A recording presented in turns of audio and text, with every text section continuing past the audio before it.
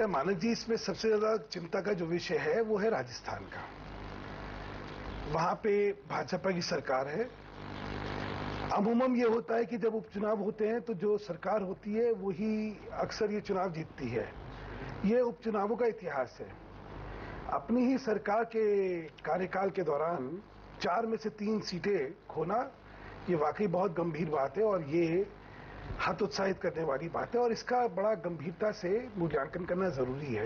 मैं दाद देता हूं सुधांशु जी, जो 3 महीने के अंदर सुधांशु जी मैं दाद दे रहा हूं आपकी, मैं दाद दे रहा हूं, सलाम कर रहा हूं। कम से कम राजस्थान की हार को आप हार मानकर उसे स्वीकार कर रहे हैं, लेकिन कहीं आपकी मंशा ये तो नहीं है कि यूपी और बाकी जगह जो हार हुई है उसको आप कम करके बता रहे हैं?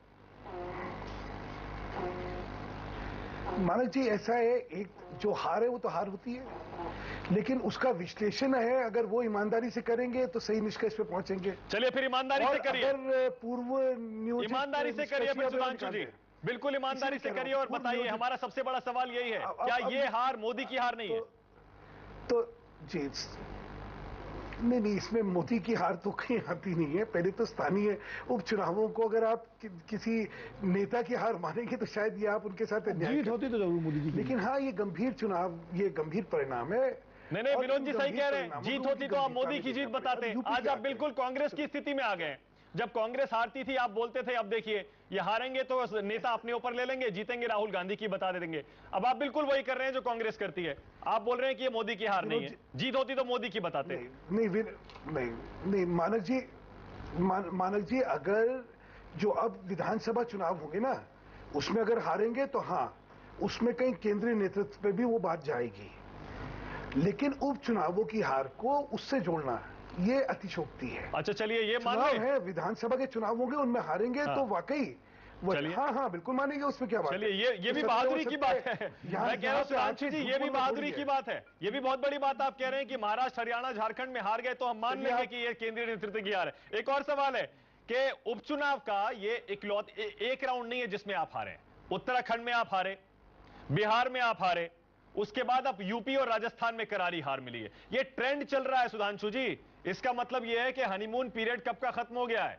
मोदी का मैजिक स्थानीय लेवल पर नहीं चल रहा है, स्टेट इलेक्शन में नहीं चल रहा है सुधांशु जी। मानक जी, आपने जहां जीते वहां तो देखा ही नहीं।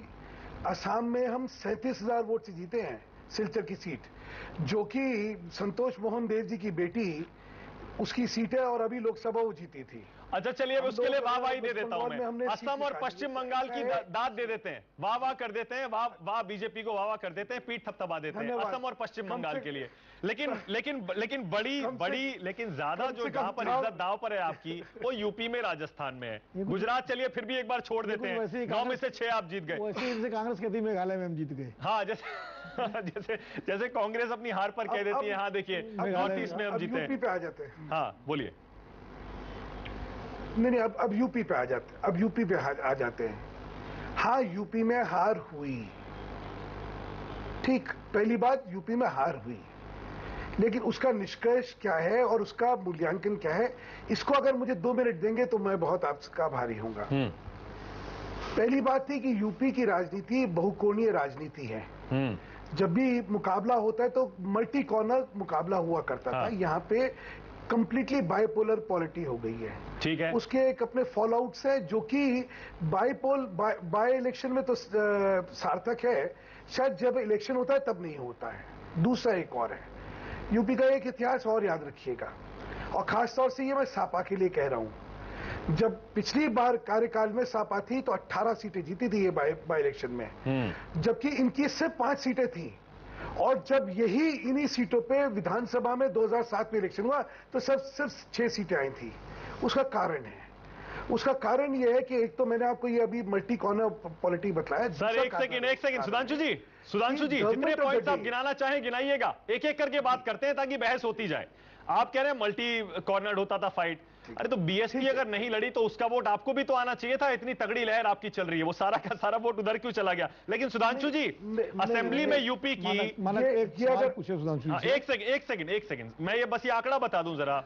यूपी की असेंबली में सुधांशु जी आप जानते हैं आपको 47 सीट थी, अब 8 और कम हो गई हैं, 39 सीटें। जरा सुधांशु जी सोचिए, लोकसभा में 80 में से 73 सीटें आपके पास हैं, और असेंबली में 47 थी, उनमें से भी 8 कम हो गई, 39 रह गई। बहुत शर्मनाक आंकड़ा है ये सुधांशु जी। अभी और इसको ऐसा लग नहीं रहा कि 2017 में भी आप इसकी भरपाई कर पाएंगे, क्योंकि जो ट्रेंड दिख रहा है यूपी में, समाजवादी पार्टी सत्ता में होने के बावजूद इतना अच्छा कर रही है, बहुत मुश्किल है आपके लिए। मयंक जी, मैं फिर वही कह रहा हूं, एक अंग्रेजी की कहावत है, nothing succeeds like success, nothing fails like failure. हाँ, हम लोग हारे हैं, ठीक है, लेकिन उसका निष्कर्ष आप 2017 जब 2017 पे लेके जाते हैं तो ये अतिशोक्ति है, क्योंकि वही मैं आपको बतला रहा था। चलिए ठीक है। 2007 के विधानसभा से पहले 18 सीटों पे ये लोग जीते थे, और जब 19 सीटों पे 2007 में इलेक्शन हुआ तो सिर्फ 4-6 सीटें आई थी उसकी। तो बाई इलेक्शन, उपचुनावों का नतीजा, उसको आप लोग विधानसभा पे। चलिए ठीक है सुधांशु जी, बाकी मेहमानों के पास भी जाना है, सुधांशु जी बाकी मेहमानों के पास भी जाना है, लेकिन एक और सवाल उससे पहले सुधांशु जी आपसे, खासतौर से यूपी की बात हो रही है, इसलिए आपको लग रहा है कि लव जिहाद का मुद्दा उठाकर विकास से हटकर आपने अपने पैर पर खुद कुल्हाड़ी मारी है?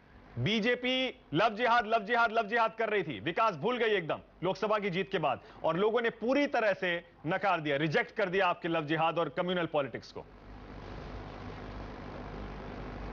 माना जी, पहली बात एक और याद रखिएगा, इतिहास साक्षी है कि सांप्रदायिकता का जब चुनाव होता है तो हमें कभी सफलता नहीं मिली है। 93 के बाद 96 में हम लोकसभा हारे थे, गुजरात में 2002 के बाद 2004 में हम लोकसभा हारे थे। तो जितने रणनीतिकार हैं वो इस चीज को बहुत अच्छी तरह जानते हैं, इसीलिए आपने देखा होगा कि 2014 का पूरा चुनाव जो था वो विकास पे लड़ा गया था, उसमें बाकी लोग सांप्रदायिक राजनीति करने की कोशिश करी, हमने नहीं करी थी। इसीलिए तो आपने गलती की। मैंने आपसे कहा कि लव जिहाद और सांप्रदायिकता भाजपा का एजेंडा नहीं है, और किसी के बयान उसके बारे में जो भी आए हैं उससे भाजपा ने अपने को अलग करा, स्पष्ट रूप में कहा कि ये भाजपा की ना तो मर्यादा है या मान्यता है।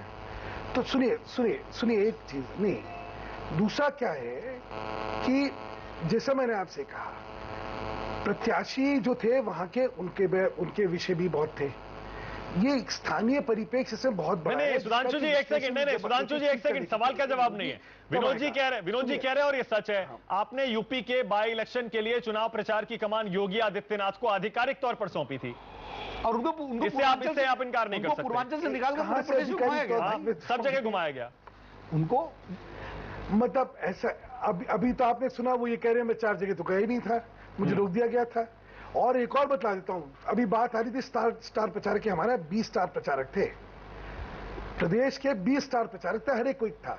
अब मीडिया की दृष्टि से किसी को ज्यादा महत्व मिल गया तो मिल गया, वो अलग बात है।